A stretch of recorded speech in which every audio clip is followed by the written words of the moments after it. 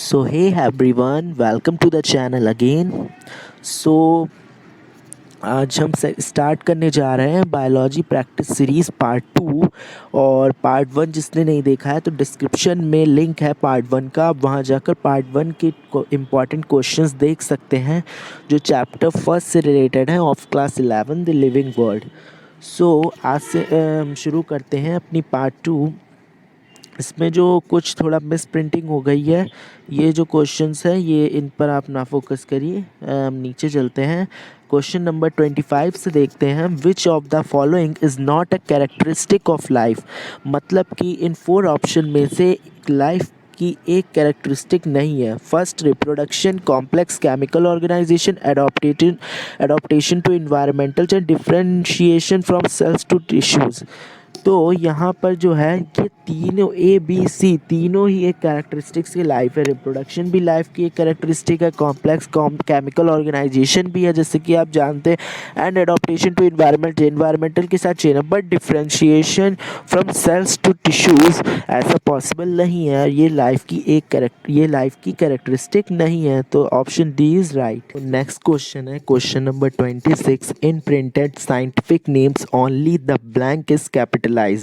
Scientific names जब हम लिखते हैं तो उस टाइम पर हम किसको कैपिटलाइज करते हैं, कौन सा चीज़ हम कैपिटल में लिखते हैं? Class, species. First of all class और ऑप्शन जो डी फैमिली है वो तो साइंटिफिक नेम में यूज़ ही नहीं होता है। स्पीशीज़ और जीनस हम यूज़ करते हैं जिसमें हम जीनस को क्या करते हैं, कैपिटलाइज्ड करते हैं।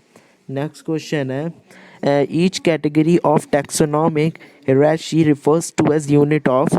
मतलब कि जो टैक्सोनॉमिक हियरार्ची है वो उसकी हम यूनिट को क्या कहते हैं? टैक्सोनॉमिक हियरार्ची यूनिट किसकी है, किसकी यूनिट है? तो यहाँ पर क्लासिफिकेशन की यूनिट है। Each category of taxonomic hierarchy refers to as unit of classification. Which of the following statement is या आर करेक्ट। मतलब कि इसमें 4 स्टेटमेंट है, कौन सा स्टेटमेंट करेक्ट है या एक से ज़्यादा करेक्ट है? Only living organisms grow. Next है plants grow only up to a certain stage. The growth in living organism is from inside all of the above. तो इसमें फर्स्ट है ओनली लिविंग। सिर्फ क्या लिविंग ऑर्गेनिज्म ही grow करते? नहीं, ऐसा नहीं है, नॉन लिविंग ऑर्गेनिजम्स भी ग्रो करते हैं। Plants grow only up to a certain stage. Plants क्या है, एक स्टेज पर ग्रो कर रुक जाते हैं? नहीं, ऐसा नहीं है, प्लांट्स लाइफ टाइम पर ग्रो करते ही रहते हैं। नेक्स्ट है the growth in living organism from inside. जो लिविंग ऑर्गेनिज्म में ग्रोथ वो इनसाइडली होती है। हाँ बिल्कुल, इनसाइड से होती है ग्रोथ। तो option C is correct. Next है which 2 points are known as the twin characteristic of growth. कौन सी जो 2 पॉइंट्स है इसमें से वो कैरेक्टरिस्टिक की मतलब ट्विन कैरेक्टरिस्टिक है ग्रोथ के? इंक्रीज इन मास या फिर differentiation, increase in number of individual, response to stimuli. तो इसमें जो है फर्स्ट है इंक्रीज इन मास डिफरेंशिएशन। तो मास में इंक्रीज होना और increase in number of individuals. जब मास में इंक्रीज होगा तो नंबर ऑफ इंडिविजुअल्स भी इंक्रीज होंगे। तो ये जो दोनों है ये दोनों ट्विन कैरेक्टरिस्टिक है, मीन सेम कैरेक्टरिस्टिक है। डिफरेंशिएशन अलग है, रिस्पॉन्स टू स्टिमुलाई भी अलग है। तो इसका मतलब इसमें फर्स्ट एंड थर्ड बिल्कुल सेम है, ट्विन कैरेक्टरिस्टिक है ग्रोथ की। तो ऑप्शन हमारा हो जाएगा D, option is correct, first and third. Next तो जो नेक्स्ट क्वेश्चन है क्वेश्चन नंबर 31, ये स्टेटमेंट बेस्ड क्वेश्चन है। स्टेटमेंट 1 है taxon and category are different things. Statement 2 है कैटेगरी शोज रेशियल क्लासिफिकेशन। तो मतलब अब इसमें से हमें बताना है कि जो 4 ऑप्शन दिए इसमें से कौन सा करेक्ट है। ए है statement 1 and statement 2 are true and इसमें statement 2 is a correct explanation for statement 1। या फिर statement 1 and statement 2 are true, statement 2 is not correct. तो यहाँ पर जो सॉरी, यहाँ पर हमारा जो 31 है इसमें स्टेटमेंट 1 है जो टैक्सॉन एंड कैटेगरी, मतलब ये कह रहा है कि taxon and category different things होती हैं। तो ये बिल्कुल करेक्ट है, टैक्सॉन अलग चीज़ है और कैटेगरी अलग चीज़ है। एंड स्टेटमेंट 2 है कि कैटेगरी शोज हियरार्चिकल क्लासिफिकेशन। हाँ बिल्कुल सही बात है कि कैटेगरी जो है वो हियरार्चिकल क्लासिफिकेशन को शो करती है। तो यहाँ पर जो फर्स्ट वो बिल्कुल अच्छे तरीके से बता रही कि कैटेगरी किसे कहते हैं, इसलिए कैटेगरी को वो डिफरेंट तरीके से बता रहे हैं। और टैक्सॉन का ऊपर उन्होंने बता दिया टैक्सॉन, तो इसका मतलब हमारा स्टेटमेंट ए हो जाएगा, वो राइट हो जाएगा कि कि स्टेटमेंट 1 एंड स्टेटमेंट 2 दोनों ही ट्रू है और स्टेटमेंट 2 है वो करेक्ट एक्सप्लेनेशन है स्टेटमेंट 1 का। सो नेक्स्ट क्वेश्चन है which of the following statement regarding nomenclature is incorrect. इसमें से कौन सा नॉमेनक्लेचर के रिगार्डिंग जो स्टेटमेंट है चार जो दिए हैं उनमें से कौन सा एक करेक्ट है। तो generic name always begins with capital letter and very specific with small letter. नहीं, ऐसा नहीं है। जेनरिक नेम जो है कैपिटल लेटर से होता है, स्पेसिफिक नेम भी स्मॉल लेटर से कैपिटल लेटर से होता है। Scientific name should be printed in italics. Scientific name italics.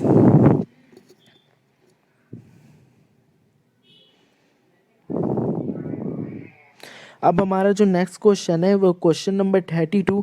इसमें क्या है, which of the following statement regarding nomenclature is correct. इनमें से कौन सा स्टेटमेंट करेक्ट है। फर्स्ट है ए ऑप्शन है हमारा, generic name always begins with capital letter whereas specific name with small letter.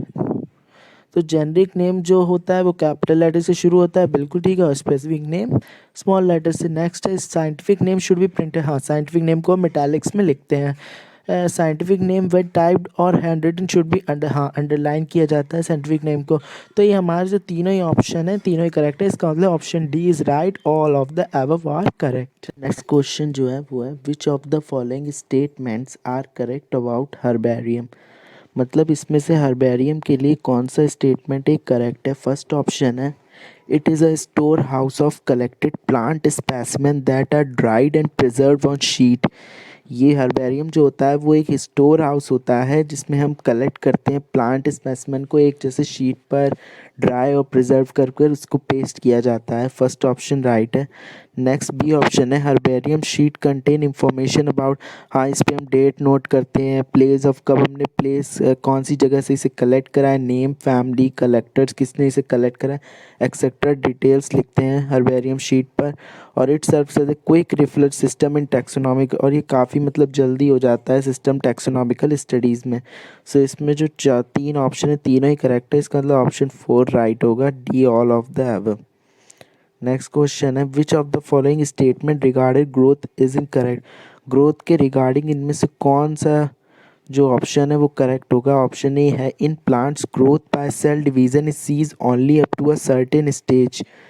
तो पहला ही ऑप्शन करेक्ट मिल गया कि ग्रोथ जो होती है, जो प्लांट्स में ग्रोथ होती है वो किसी एज पर रुकती नहीं है, वो सर्टेन पूरी एज तक होती रहती है। बट ह्यूमंस में ऐसा नहीं होता है। तो यहाँ पर ऑप्शन ए राइट मिल गया, option A is right. Next है question which of the following statement is are correct for metabolism. It is sum total of all physical reaction taking place inside a living organ. All plants and animal fungi and microbes exhibit metabolism.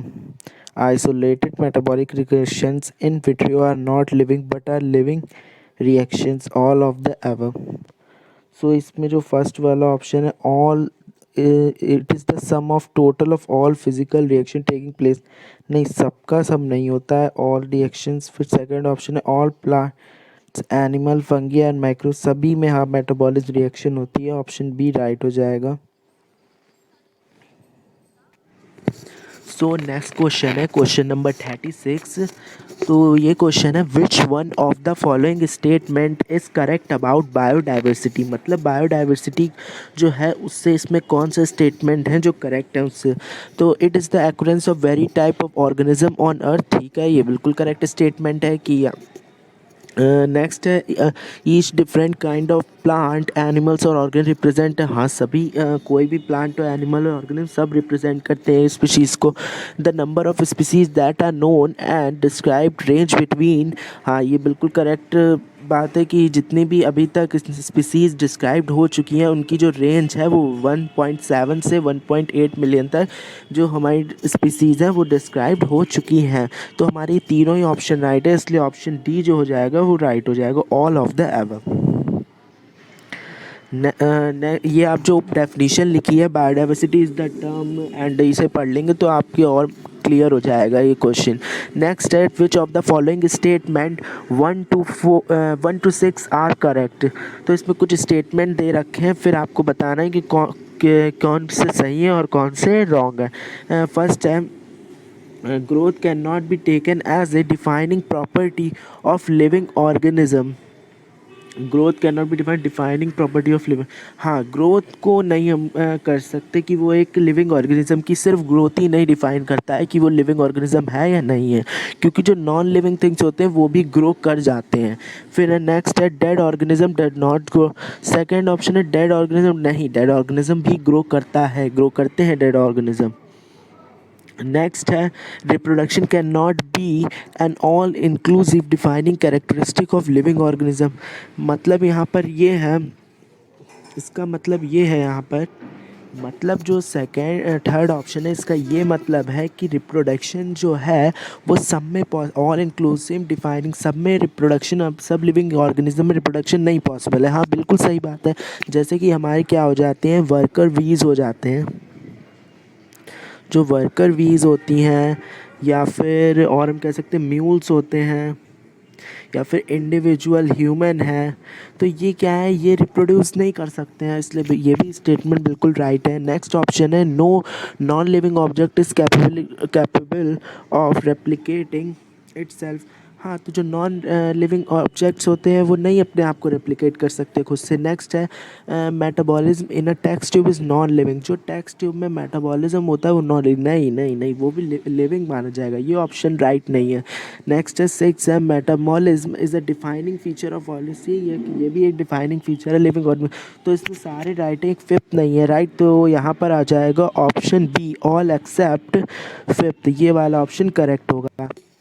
सो हमारा अब जो है वो है question number 38, which of the following statements are not correct. इनमें से कौन से जो स्टेटमेंट है वो करेक्ट नहीं है। तो taxon the lower more the characteristic that the members with in the taxon share. मतलब कि जितने ज़्यादा टैक्सॉन लोअर तक होता जाएगा उतनी ज़्यादा करेक्टरिस्टिक्स बढ़ती जाएंगी, तो ये स्टेटमेंट हमारा क्या है। नेक्स्ट जो ऑप्शन है वो, order is the assemblage of genera which exhibit a few similar characters. तो ऑर्डर जो होता है वो जनरा का होता है, नहीं नहीं नहीं, ऑर्डर जनरा का नहीं होता। अगर आप इस पर ध्यान दें, KPCOFGS, तो जो हमारा ऑर्डर के बाद है वो में फैमिली हो रही है, ना कि जीनस आ रहा है, तो इसलिए ये वाला जो है वो रॉन्ग स्टेटमेंट है। उसके बाद है, cat and dog are included in the same family family. नहीं, कैट अलग फैमिली में आता है और डॉग अलग फैमिली में आता है। नेक्स्ट है, बायनॉमियल नोमेनक्लेचर वो इंट्रोड्यूस बाय कैरोलस नीलियस। तो ये बिल्कुल सही है, बायनॉमियल नोमेनक्लेचर इंट्रोड्यूस करा था कैरोलस नीलियस ने। तो इसमें जो है हमारे सेकंड और थर्ड ऑप्शन क्या हो जाएंगे, रॉन्ग हो जाएंगे। तो ऑप्शन जो डी है वो हमारा क्या हो जाएगा, राइट हो जाएगा। नेक्स्ट है question number 39, which of the following statements are correct. इनमें से कौन से जो स्टेटमेंट है वो करेक्ट है।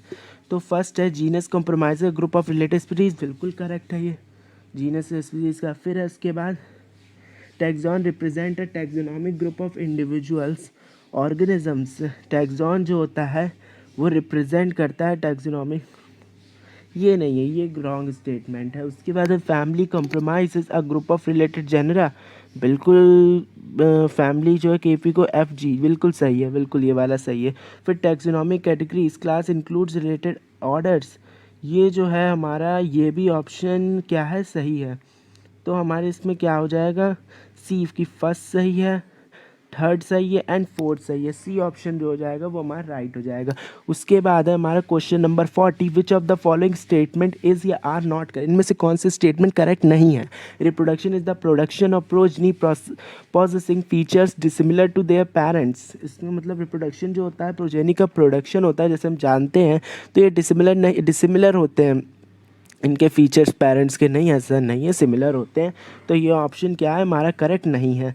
फिर उसके बाद the fungi the filamentous algae the protonema mosses all multiply by budding, सभी बर्डिंग से होते हैं, नहीं ऐसा नहीं है, सबके अलग अलग होते हैं। रिप्रोडक्शन होने का सबका अलग अलग होता है प्रोसेस, जैसे किसी का बर्डिंग हो गया, किसी का फ्रेगमेंटेशन हो गया, किसी का बाइनरी फिजन हो गया, तो सबके बर्डिंग नहीं पॉसिबल है, तो ये वाला भी स्टेटमेंट रॉन्ग है। उसके बाद है तो हमें first many organisms like mules strike worker भी डू नॉट, हाँ ये ठीक है, बिल्कुल करेक्ट स्टेटमेंट है। Reproduction is not the all inclusive defining, ये अभी हम इससे पहले क्वेश्चन में देख चुके हैं, ये क्या है हमारा राइट स्टेटमेंट है। ये जो सेकंड फर्स्ट और सेकंड ऑप्शन है एक दूसरे को रिलेट कर रहे हैं, तो इसमें जो फर्स्ट और सेकंड ऑप्शन है वो करेक्ट नहीं है। तो fourth first and second. Next question है question number 41, which of the following statement is are correct, कौन से स्टेटमेंट से करेक्ट है। फर्स्ट है all living organism have ability to respond the environment stimuli which could be physical chemical, सभी, हाँ सभी लिविंग ऑर्गेनिज्म रिस्पॉन्ड करते हैं इन्वायरमेंट की तरफ अगर कोई भी फैक्ट आता है, कोई भी स्टिमुलाई आता है, ठीक है। Plants respond to external factors, हाँ बिल्कुल फैक्टर्स पे डिपेंड है, लाइट हो गया, वाटर हो गया, टेम्परेचर हो गया, अदर ऑर्गेनिज्म एंड पॉल्यूटेंट सभी पर डिपेंड है, मतलब रिस्पॉन्ड करते हैं अगर कोई इन पर इफेक्ट डालता है। लाइट भी अफेक्ट करती है, वाटर भी अफेक्ट करता है, कितना वाटर चाहिए कितना नहीं, टेम्परेचर भी, और अदर ऑर्गेनिज्म और पॉल्यूटेंट्स भी। थर्ड है photo period affect the process of reproduction, हाँ डालता है रिप्रोडक्शन के प्रोसेस पे, ये हम लोग पिछले या लास्ट वीडियो या इसी वीडियो में से इस ऑप्शन को डिस्कस कर चुके हैं एक बार। नेक्स्ट है human being is the only organism who has self conscious, ये भी राइट स्टेट है। इसमें तो मुझे चारों ही राइट हैं, लग नहीं रहा है चारों ही राइट हैं, तो ऑल ऑफ दीज हमारा हो जाएगा D, all of these, all options are right. So next question है 42, which of the following statements are correct, इनमें से कौन से स्टेटमेंट करेक्ट है। Classification is the providing of standardise name to the organism such, classification provide करता है names, नहीं classification थोड़ी ना, बायनॉमियल नॉमेनक्लेचर प्रोवाइड कराता है नेम, जो भी ऑर्गेनिजम्स होते हैं, जैसे एग्जांपल मैंगो या फिर कोई भी हो गया, फ्रूट हो गया, वेजिटेबल हो गया, एनिमल हो गया, उसको कौन करता है नॉमेनक्लेचर, उसे नेम प्रोवाइड कराता है। नेक्स्ट है taxonomy is the correct description of an organism and to recognise it its scientific name, नहीं टैक्सोनॉमी थोड़ी ना डिस्क्राइब कर करेक्ट डिस्क्रिप्शन देता है ऑर्गेनिज्म, ये भी रॉन्ग स्टेटमेंट है। थर्ड है the system of naming with two component binomial propose by, ये ठीक है, जो बायनॉमियल नॉमेनक्लेचर था वो किसने प्रपोज किया था, कैरोलस लीनियस, अभी हम लोग इससे पहले क्वेश्चंस में देख चुके हैं। Zoological names are based on the international code of zoological nomenclature, yes ये भी राइट स्टेटमेंट, तो इसमें जो थर्ड और फोर्थ है वो है right statement, option B is correct. Next है 43, which of the following taxonomic categories is been described by the given statement, so इसमें कह रहे हैं, तो इसमें क्या है, हमें ये 3 स्टेटमेंट्स दे रखे हैं 1 से लेकर 3 तक, फिर हमें बताना है इनमें 3 स्टेटमेंट है ये किसको डिफाइन कर रहे हैं, नीचे जो स्पीसीज़ को, जीनस को, ऑर्डर को या फिर फैमिली को देखते हैं। It is the basic unit of classification, ठीक है ये यूनिट है क्लासिफिकेशन की। It is defined as the group of individual which resembles in the morphological and reproductive characters and interbreed among themself child offspring. Third, human beings belong to the species sapiens which is grouped in the gene, तो ये जो तीनों statement है ये आप पढ़कर ही समझ जाएंगे कि ये स्पीसीज़ को डिफाइन कर रहे हैं, स्पीसीज़ को डिस्क्राइब कर रहे हैं, तो हमारा ऑप्शन ए हो जाएगा, वो हो जाएगा राइट स्पीसीज। फिर उसके बाद है 44 क्वेश्चन है, which of the following statements are not correct, तो इसमें आ जाएगा genus compromises a group of related species which has more characteristics common in comparison to species of other genera, तो इसमें जो फर्स्ट ऑप्शन है वो करेक्ट है, क्योंकि जीनस क्या होता है, ग्रुप ऑफ रिलेटेड स्पीसीज, ये नॉन करेक्ट नहीं है, करेक्ट है। 3 different genera such as solanum, datura and petunia are place in a family malvaceae, ये गलत है, ये फैमिली मालवेसी में नहीं रखे जाते हैं, मालवेसी में। In case of plants classes with a few similar characters are assigned to a higher category called file, मतलब कि प्लांट्स में जो होता है जो फ्यू सिमिलर कैरेक्टर्स, ये पहली बात तो प्लांट में फाइलम होता ही नहीं है, प्लांट में क्या होता है डिवीज़न स्टेटमेंट हम यूज़ करते हैं, ना कि फाइलम यूज़ करते हैं। फाइलम जैसे कि के पी को एफ जी से, तो यहाँ पर जो हमारा फाइलम है ये प्लांट में हो जाता है डिवीज़न, क्या हो जाता है डिवीज़न स्टेटमेंट हो जाता है प्लांट में, ठीक है। और तो इसमें जो हमारा जो सेकंड और थर्ड है वो क्या है हमारे करेक्ट नहीं है, तो हमारा ऑप्शन सी हो जाएगा, वो हो जाएगा राइट। और ये अभी हमारे 40 लास्ट टाइम एक क्वेश्चन हमारा आई थिंक अभी लेफ्ट रह गया है जो मिसप्रिंट था स्टार्टिंग में वीडियो के, वो अभी मैं आपको दिखा देता हूँ एक बार। Each statement in the key is called, ये जो स्टेटमेंट होता है की में उसे हम कहते हैं लेड या फिर कैटली। ये डेफिनेशन है और ये आपको लर्न होनी चाहिए। नीचे आपको ब्लू लाइंस में दिख रहा होगा कि जो each statement in the key is called lead, उसे हम क्या कहते हैं, लेड कहते हैं। तो ये हमने इस सेकेंड पार्ट में पूरे 20 क्वेश्चन कवर कर लिए हैं। आई होप कि आपको वीडियो पसंद आया हो, तो प्लीज़ वीडियो को लाइक करें, चैनल को सब्सक्राइब करें और बेल आइकन प्रेस करना बिल्कुल ना भूलें।